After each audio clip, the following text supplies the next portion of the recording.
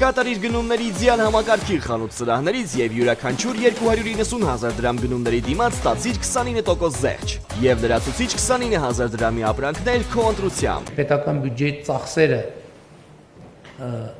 եւս էականորեն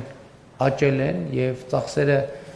եղել են 3 տրիլիոն 305 միլիարդ դրամ, որը 2017 թվականի համեմատ կրկնապատկվել է, այսինքն աճել է շուրջ ավելի քան կրկնապատկվել է, 120%-ով աճել է եւ առանձնահատուկ ուշադրության է արժանի այն փաստը, որ այդ ծախսերի մեջ էականորեն աճել են կապիտալ ծախսերը եւ ըստ էության 464.2 միլիարդ դրամով կամ ավելի քան 2.9 անգամ, այսինքն 190%-ով կապիտալ ծախսերը աճել են, սա կարծում եմ առանձնահատուկ ուշադրության է արժանի, որովհետև հենց այս ծախսերով է, որ մենք իրականացնում ենք այն տեսանելի ծրագրերը, որոնց մասին խոսում ենք եւ որոնցով հպարտանում ենք, եւ նաեւ շատ կարեւոր է արձանագրել, որ վերջին տարիներին արձանագրված բարձր տնտեսական աճի արդյունքում տնտեսական եւ սոցիալական ոլորտներում 2025 թվականի ընթացքում կապիտալ ծախսերի մակարդակը ներառյալ սուբվենցիաների մասը 2018 թվականի համեմատ ավելի քան եռապատկվել է, ավելացել է 3.5 անգամ։ Սա շատ կարևոր ցուցանիշներ են, հարգելի գործընկերներ, ընդհանուր առմամբ պետական բյուջեի ցուցանիշները այսպիսին են, բայց ես կարևոր եմ համարում նաև մենք արձանագրենք, թե ինչ շոշափելի արդյունքներ ենք մենք ունեցել։ 2026 թվականին դուք տեղյակ եք, որ արդեն սկսեց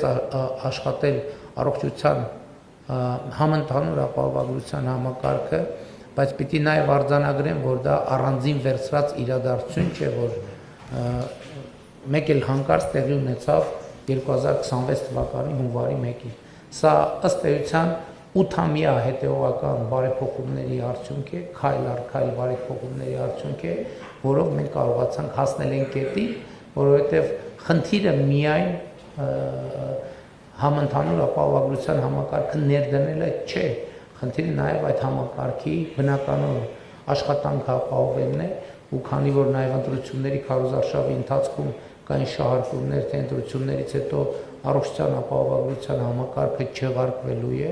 եւ կառավարությունը դա արել է նախընտրական նպատակներով, ուզում եմ հստակ արձանագրեմ, որ առողջության ապահովագրության համակարգը ոչ միայն չի չեղարկվելու, այլև առաջիկա տարիներին ընդլայնվելու է եւ 2028 թվականին մենք արդեն ակնկալում ենք, որ ողջ բնակչությունը ներգրավված կլինի առողջության ապահովագրության համակարգում, այս պահի դրությամբ ամենակարևոր արդյունքն այն է, որ մինչև 18 տարեկան երեխաներ եւ 65+ տարեկի թոշակառուները օգտվում են պետական բյուջեի միջոցներով առողջության ապահովագրության համակարգից եւ սա նույնպես շատ կարեւոր ձեռքբերում է։